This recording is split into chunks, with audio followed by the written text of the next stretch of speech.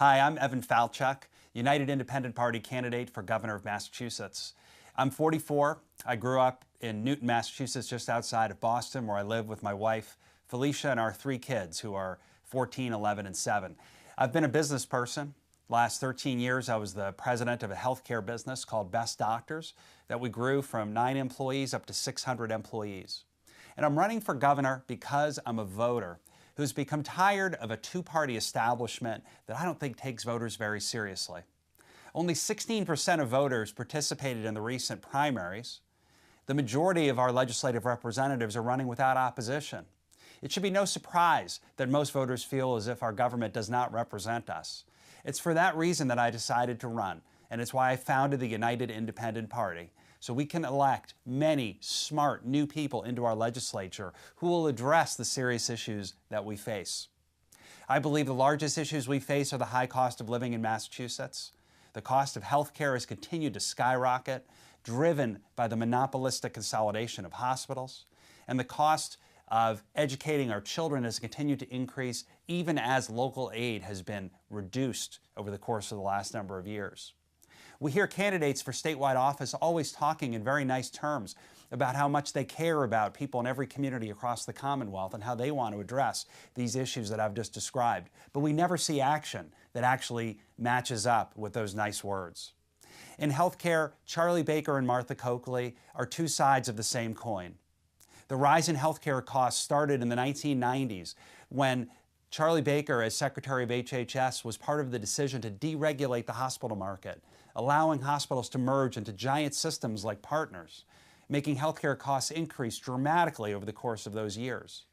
Today, Martha Coakley, as our Attorney General, is approving a deal for Partners to buy up 2 of the last remaining big hospital systems in eastern Massachusetts, a deal that independent sources say will cost tens of millions of dollars to consumers in our state, and yet she is pushing it through. They are 2 sides of the same coin, and it's because the large moneyed interests have taken over the politics of our Commonwealth. It will only change when we elect new people that will make it change. Local aid is not what it once was in Massachusetts, and yet our legislature continues to spend money in areas that are not in support of our cities and towns. My running mate Angus Jennings and I believe strongly in helping build thriving communities across the Commonwealth. And if you visit our falchuk2014.org website, you can see a detailed plan about how we will support the cities and towns of Massachusetts through local aid, through education funding, support for transportation and infrastructure projects, to make sure that every city and town is able to plan for its future in a way that helps it achieve the maximum growth possible. The kind of growth that is driven by the people of the community deciding what's right for them, not what's right for someone in Boston. State aid has gone down at a time when our state legislature has voted to spend over $1.1 billion to expand the convention center in downtown Boston. State aid to our cities and towns has gone down during a time in which each year our legislature gives out almost $1 billion in tax breaks to large profitable companies rather than supporting the needs of our cities and towns. Programs for seniors, for children, for veterans, for people with disabilities, for all manner of important priorities do not get funded, while $40 million is spent to do a historical renovation of the House and Senate chambers. It's time to make a change. It's time for new leadership. It's time to elect the first independent governor since 1858 and to create the new framework in the United Independent Party to elect many new independent people into our legislature. It is time to do it, and in the 2014 election, you've got the opportunity to make history. Please visit the falchuk2014.org website to learn about my campaign and my ideas. I humbly ask for your support and for your vote, not because I own it, but because I hope to earn it. Many thanks to the people of Spencer and the surrounding communities for the opportunity to speak with you directly, and I look forward to seeing you again as your governor and as a candidate in the future. Thank you. Hi, I'm Dr. Scott Lively, independent candidate for governor of Massachusetts. I'm a pastor and an attorney, and I hold a Doctor of Theology degree from the Pentecostal Assemblies of God, a Juris Doctor degree from Trinity Law School in Southern California. I hold a certificate in international human rights from the International Institute of Human Rights in Strasbourg, France. I've been to 40 different countries. I've been on more than 700 radio and television talk shows all over the world. I've written 5 books, and all this is by the grace of God. I was once an alcoholic and a drug addict. I was born and raised in Shelburne Falls. My dad struggled with a very serious mental health problem, and I retreated from that into alcoholism at the age of 12 and then drugs at the age of 14. I spent 16 years in bondage as an alcoholic and a drug addict. And then on February 1st, 1986, I got down on my knees and I surrendered my life to the Lord Jesus Christ and was completely healed and delivered, never to have another desire to take drugs or drink ever again. And that very same person that used to sleep under highway bridges and beg for money on street corners is sitting before you today as a licensed attorney in California and a pastor and a world accomplished missionary. My wife and I live in inner city Springfield. We came in 2008 with just our suitcases on the train. We arrived in Springfield January 5th, 2008, with a vague general vision to re-Christianize a post-Christian city. The Lord sent us to Springfield, Massachusetts. Massachusetts is the most morally corrupt state in the Union, and Springfield is the most broken down and poverty-stricken city in Massachusetts. We moved into the worst neighborhood and we bought the worst house in that neighborhood. And we did it all to show the power of redemptive living, that anything can be transformed and improved if you simply apply yourself and you use the resources that God gives you in order to make things better. So we moved into an abandoned house, a former crack house. All the plumbing had been torn out of it. The sewer pipe had collapsed under the front yard, leaving a crater so big that the front sidewalk had fallen into it. Had 30 years of deferred maintenance in the grounds and in the backyard. There were 10 tons of trash in that house. And everyone looked at that house as an eyesore, and even in a neighborhood of very poor people. And we transformed that house, doing most of the work ourselves, as an example of redemptive living, that anything can be changed. And even today, when we're out in the yard, people come by and say, "It's amazing what you did with that house." And we say, "Glory to God." And we bought a 3-story historic brick building on State Street in Springfield, and we turned that into our church. Our church is called Holy Grounds Coffee House. It's a church that looks like a coffee house, and it reaches out to the most destitute and poverty-stricken people in our society. Mentally ill, people with various different kinds of drug addiction and in stages of recovery, people that are homeless, struggling with various different kinds of problems. That's who we serve. We do that every single day, and we're applying that same principle of redemptive living in their lives.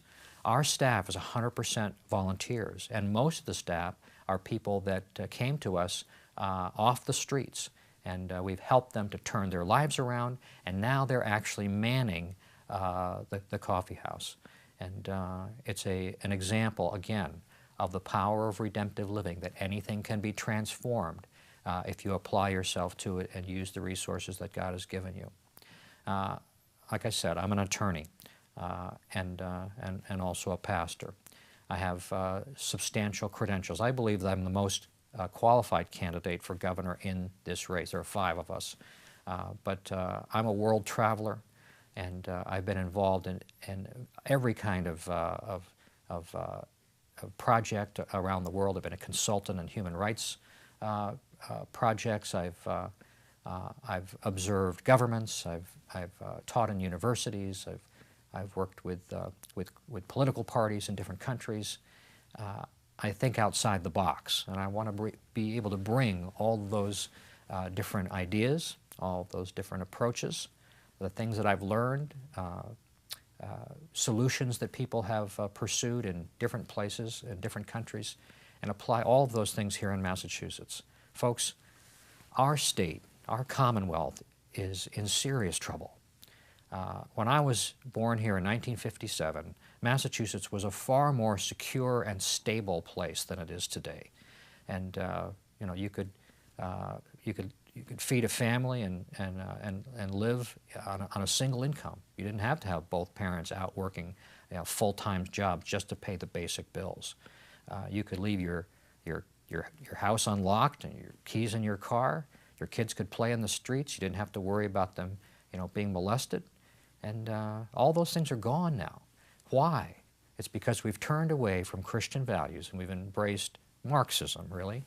The culture war, all these battles that we see over various different social issues, it really comes down to a conflict between fundamental worldviews. The Judeo-Christian worldview on the one hand, rooted in the Bible, versus the worldview of Marxism.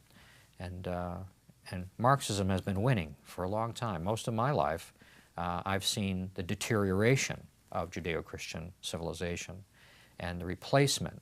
We used to have, at the founding of this Commonwealth, we had a small government that had limited delegated powers given to it by the people. And the people were in charge, not the government.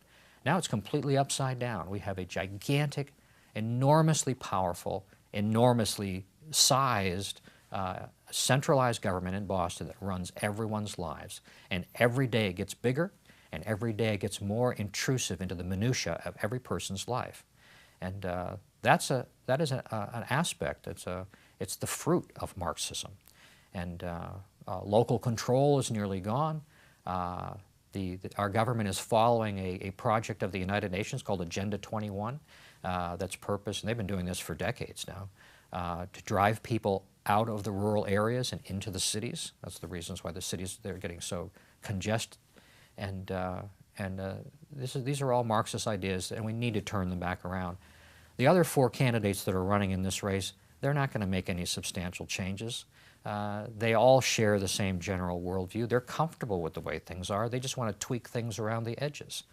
I represent a significant radical change to turn the state back toward the way that it used to be, to downsize government, to streamline it, to shift power back to the cities and towns, to bring back respect for God, bring back basic morality. My number one issue is protection of the unborn. In fact, in my view, that any person that's willing to kill innocent unborn babies is not fit for public office. I'll do everything in my power to stop abortion and to shut down the abortion industry. I want to bring back respect for the natural family. In the Bible, God established for us what I call the one flesh paradigm. He says in Genesis 1:27 that we were created in His image, male and female, two complementary halves of one whole. And then in Genesis 2:24 it says, "Therefore shall a man leave his family and cleave unto his wife, and they shall become one flesh." And that's the center of marriage, the center of family. It's the foundation of civilization. And all sexual activity outside that core is illicit and wrong. And we've abandoned that view. And we've suffered great, terrible consequences for having done that. We have rampant sexually transmitted diseases. We have more than 50% of the marriages end in divorce. The children of broken homes are running wild in the streets. We have school shootings and gangs killing each other, and drug addiction at epidemic levels, and criminal behavior, mental health problems, dramatically higher levels than we had them in the years past when we had a Christian consensus. I want to bring us back to that place. The Bible says that blessed is the nation whose God is the Lord. And I believe that to be true. Now, not everyone is going to go along with a Christian worldview. They don't have to.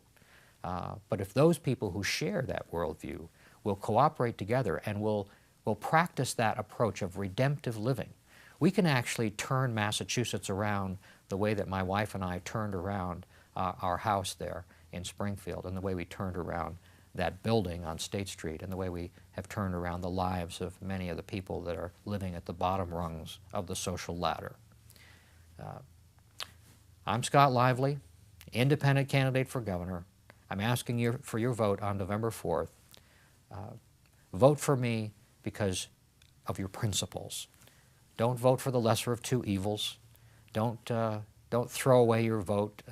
Don't not vote just because you're disgusted with things being so, things never changing. If by the grace of God I get elected, things will change. And I will be looking for help from you to participate in that. In fact, the very first thing that I want to do this will be my last comment, the very first thing that I want to do is open up all the books and all the departments, all the programs of government to public scrutiny. And we're going to find out where all the waste, the fraud, and the abuse is. And I want to establish citizen oversight panels to participate in that process, assign full-time staff, establish a website for all the people that are involved in that. We will put people on those panels by lottery so that it's completely fair and neutral. And I will also assign attorneys to begin prosecuting the malefactors who are cheating the system right now. We've been living with cronyism and patronage by both parties for a very long time. I believe the system is bloated, it's rife with corruption, and we really need a reformer in the governor's seat to turn it around. I think that I'm that person. So once again, I'm asking you, vote for Scott Lively on November 4th, and trust God and vote your values. Thank you. Hi, I'm Ann Goby. Thank you for the honor of representing the 5th Worcester District, and I'm looking forward to serving as your next state senator. The economy continues to be the biggest issue, and I understand the struggles of small businesses because I've lived it. From helping out at my dad's service station to opening my own law practice taught me a great appreciation of those willing to roll up their sleeves and get their hands dirty. As a member of the Manufacturing Caucus, I am keenly aware of the need to strengthen our manufacturing and innovation industries. 95,000 to 100,000 manufacturing jobs will be opening, and the global market will demand a more skilled workforce. I support the partnerships with our Voc schools and will continue to support workforce training grants that have helped FlexCon, and I will continue to support home-based and agriculturally based businesses. Our region has excellent schools with dedicated faculty and staff that continually aim for excellence. Working with Senator Brewer, we have seen regional school transportation reimbursement at its highest level and increases in local aid. Working with Bay Path Vocational, I secured funding for a pilot program to allow students from Bay Path to take agricultural courses at Tufts Veterinary, a project I hope will be replicated across the state. I will continue to support those that support others. I've been proud to fund programs for our firefighters, police, and EMS for training and equipment to keep them and us safe. The men and women who assist our elders, veterans, and youth all play critical roles, and I will continue to support outreach and intergenerational programs. As a member of the American Legion and VFW Auxiliary, I was proud to co-sponsor legislation that ensured that Massachusetts has the best benefits in the nation for veterans, and I look forward to seeing the new Veterans Memorial in Spencer. With an aging population, there will be more emphasis on adequate home care and assisted living. And while more people in Massachusetts have access to health care than ever before, the next challenge is to increase affordability, and I am ready for that challenge. As the House Chair of the Environment, Natural Resources, and Agriculture, I appreciate being endorsed by the Mass League of Environmental Voters and the NRA for my long-standing work with sportsmen's groups and land trust and maintaining open space for future generations. When I was first elected, my platform was very simple. I vowed to do my best and to remember that the issues in your House are more important than the issues in the State House. We must continue to work together to strengthen our communities, to be prepared to face challenges, and not lose sight of a more promising future. Experience matters, and I'm asking for your vote and support on November 4th. Thank you. Hi, my name's Mike Valenzola, and I'm running to be your state senator. First, let me tell you a bit about myself. I'm from the town of Wales. It's been my home for my entire life. I was a selectman there, and I know what it takes to serve your neighbors. I work at EMC, and that's where my experiences come from, the private sector, not a courtroom or from Beacon Hill. I believe in local aid to our communities. I want to see our schools supported and funded the way they were promised to be. I think our sportsmen deserve an advocate on Beacon Hill, and that our businesses and seniors shouldn't be taxed into moving to other states. And I know the best parts of Massachusetts exist west of 495. I'm running because we can no longer expect our communities to struggle while money is siphoned off to Boston. Compared to 7 years ago, we've seen local aid drop by $500,000 and the state aid to our schools cut by nearly 15% in Spencer alone. While Boston gets a new convention center, our police coverage is cut. Our roads go unrepaired. As a former selectman, I know what it takes to make a town work, and I want to bring that knowledge to Beacon Hill. I can see the storefronts in the mills that once employed so many of our neighbors sitting empty. And I wonder how we got to this point. Massachusetts has been ranked 47th out of 50 in states to do business in. What future do we have for our students if they don't have jobs when they graduate? Or for our entrepreneurs if they have no chance of success? While Beacon Hill seeks to find new ways to raise taxes without having to vote on it, we keep seeing businesses and individuals getting squeezed out. That's not the way things should be in our great Commonwealth. On November 4th, we can make a choice. On one hand, we can choose to stay on the path we currently are on, or we can choose a new direction. A direction with strong communities and strong schools. A future where you know you have an ally on Beacon Hill, not just another vote for the same one-party rule that brought us to this point. If we want real change, we simply cannot take the same people, put them in new seats, and expect a different outcome. That's why I'm running to be your next state senator, to bring change to Beacon Hill as your committed hometown voice.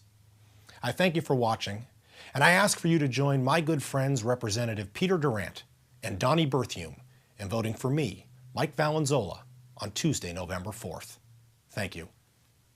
Hi, I'm Peter Durant, State Representative for the 6th Worcester District. For the past 4 years, I've had the great fortune of being one of your state representatives. On November 4th, we'll once again go to the polls with important decisions to make. We'll decide the future direction of our state, from governor to treasurer and auditor, down to state senators and state representatives in the general court. Now, I know there's been a little bit of confusion with all the races going on and with 3 people running from Spencer for various seats. So as the rep for the 6th Worcester District, I represent Precinct 1 here in town, basically the southeast quarter of the town of Spencer.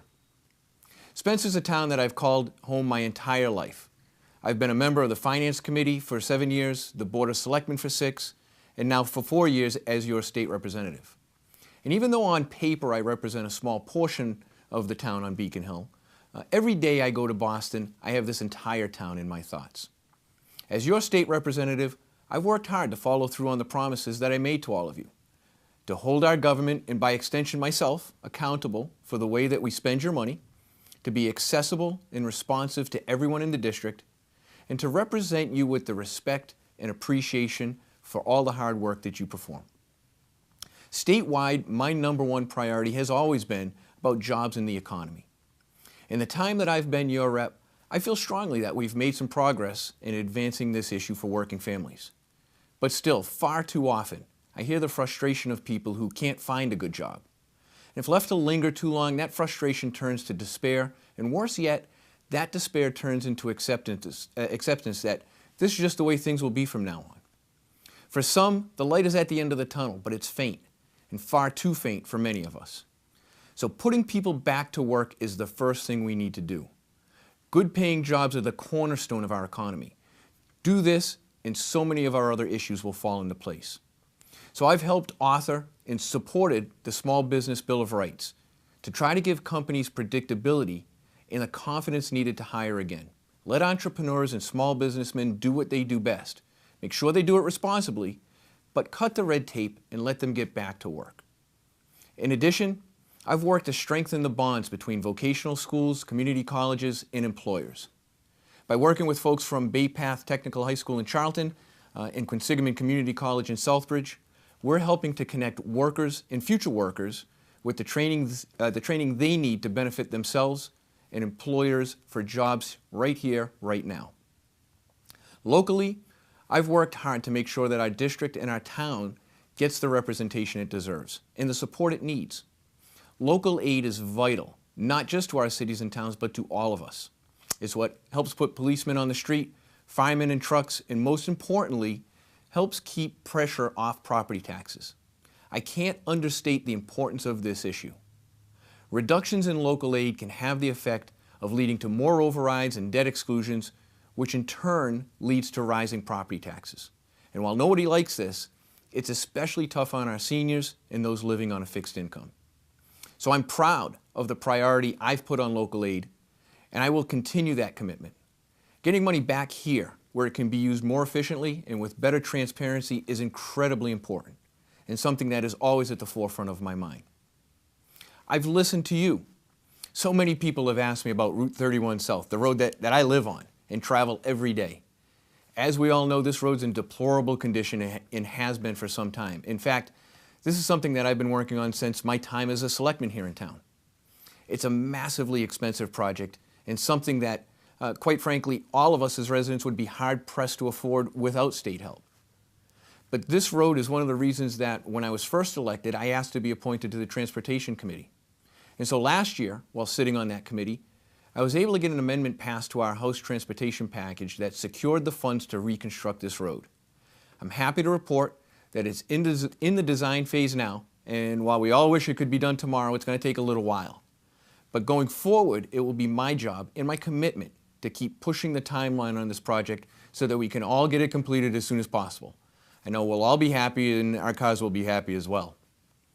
In addition, we all know the situation with our school system here in town. We've got a lot of work to do here, and we have a lot of good people working on it here at the local level.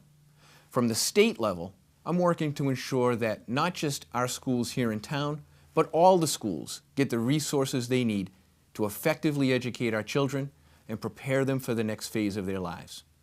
I've sponsored and co-sponsored early education, special education, and financial literacy programs that can help give kids a head start.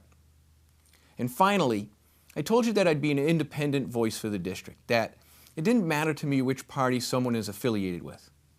I've always been willing to work with anyone who will work with me, so I've worked across party lines, I've studied bills with a bipartisan eye, and I voted for what I felt was best for our communities, our district, and our state. Once again, I've backed up that statement by being one of the most bipartisan legislators in Massachusetts based on voting record. I'm proud of the work that I've done for you and the record that I've accumulated. We've made some positive strides these past few years, and we really can't turn back now. There's just too much at stake, and there's still a lot of work to be done. I want to thank you for giving me the opportunity to serve you as your state representative, and I'm asking for your vote on November 4th. If you want to find out more about our campaign or join us, then you can find us at www.repdurant.com. Thank you. Hello everyone. For those of you that might not know me, my name is Donnie Berthium. I was lucky enough to serve on Spencer's Board of Selectmen for a total of 8 years. This past year I chose not to run for re-election for selectman and run for state representative of our district. As a local official, I have seen millions of dollars cut from our towns in the form of local aid, while our state's budget has grown from $26 billion to $36 billion in 8 years. This is inexcusable. The state legislature's priorities do not match those of their constituents. Every town in this district has had similar budget issues. I saw this firsthand by attending the annual town meetings throughout our district this past spring. While some may try to say that their town is in great financial shape, this simply is not true. Our current democratically controlled legislature has chosen to provide benefits to illegal immigrants, pay for gender reassignment surgeries, and build a convention center in Boston that will not help any of us west of 495. They, along with Governor Patrick, have chosen to implement the National Common Core Education Standard. We have all read about the issues with this, and if you have young kids in school as I do, you know the problems this is creating. Massachusetts had the best education standard in the country, so why opt to go with a system that reduces those educational standards? Shouldn't the rest of the country's education system be modeled after ours? We were blessed this year with a perpetually increasing tax in the gas tax. This set a dangerous precedent in what other taxes or fees will be increased automatically. Our elected representatives should have to take a vote any time they want to raise our taxes. We all want our roads and bridges repaired, but the fact is that there is plenty of funding to do this. In our state, the repair cost per mile of road is close to 10 times the national average. We need to find out why and rectify this. Massachusetts is rated 47th out of 50 in business-friendly environments. Companies will not set up shop here or expand in our state because of our taxes, fees, and overburdening regulation. When Governor Weld was elected, he reduced taxes 19 times, increased local aid substantially, and Massachusetts enjoyed an 88% business-friendly climate. Our state's economy was booming. In order for small businesses to create more jobs, we need to implement some of these changes so we can be an economic leader again. Sadly, I could go on for hours on the issues that are deteriorating our state. But don't get discouraged, as we can fix this. In meeting people throughout this district, it is amazing how many registered Democrats and independents who have always supported the Democratic Party in the state are now saying they have had enough. A perfect example of this is George Ian Cedes. George ran for this seat in the primary against my opponent, is a small business owner and a lifelong registered Democrat. He ran because it is getting more and more difficult to operate his business in our state. George has crossed party lines and endorsed me for this seat as he knows I am a fellow small business owner and have his best interests in mind when it comes to the direction of our state. I have been endorsed by the National Federation of Independent Businesses and Citizens for Limited Taxation, among others. Once again, please know that together we can make a difference in our state's direction. On Election Day, whichever party you're with, please ask yourself one simple question. Are you satisfied with your current state government? We have a website. It is DonnieBerthium.com. We are on Facebook. My cell phone number is on all my literature as well as the website. If you have any questions, please call at any time. I thank you all for your time and humbly ask for your vote on November 4th. Thank you. Greetings, Spencer voters. My name is Matt Castriata, and I want to be your next state representative. For the past 21 years, I've had the good fortune of being a public school teacher and a coach in a fine school district. It has been a very rewarding career, both personally and professionally. I've taught over 2,000 students, and I've coached over 600 athletes. During most of that time, I was also a selectman in the town of Hubbardston. This past June, I stepped off the board, having served 5 consecutive terms. For more than half of my time on the board, I served as chairman. My time on the board coincided with very challenging fiscal times. When I was first elected, the economy was booming, but not long into my first term, tough economic times began. First, there was the dot-com bubble burst, followed by 9/11, followed by the war on terror, followed by the financial meltdown. Each one of these events put a strain on municipal governments. Each one of these events would have made it easy for me to walk away and leave the challenges and problems for someone else to deal with. But I didn't. I stayed the course, rolled up my sleeves, and worked with many 1- and 2-term selectmen to reinvent local government in Hubbardston. Together, we developed new financial management policies. We overhauled our budget process. We created a new town charter. Together, we made government more efficient and more accountable in Hubbardston. Together, we improved customer service. Together, we got the job done. Today, I'm proud to report that Hubbardston is in a very strong financial position. In June, we presented a budget to town meeting with a $12,000 budget surplus, with all departments fully funded. On top of that, last summer, we reconstructed 8 miles of roads because of the capital fund that we established that gave us the ability to borrow $2 million within the levy limit, no override required.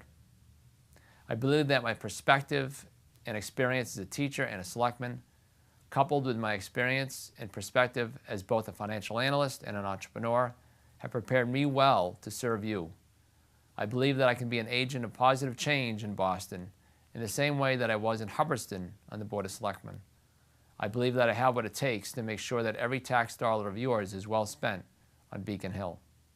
If you want to learn more about my candidacy, go to my website, www.mattcastriata.com.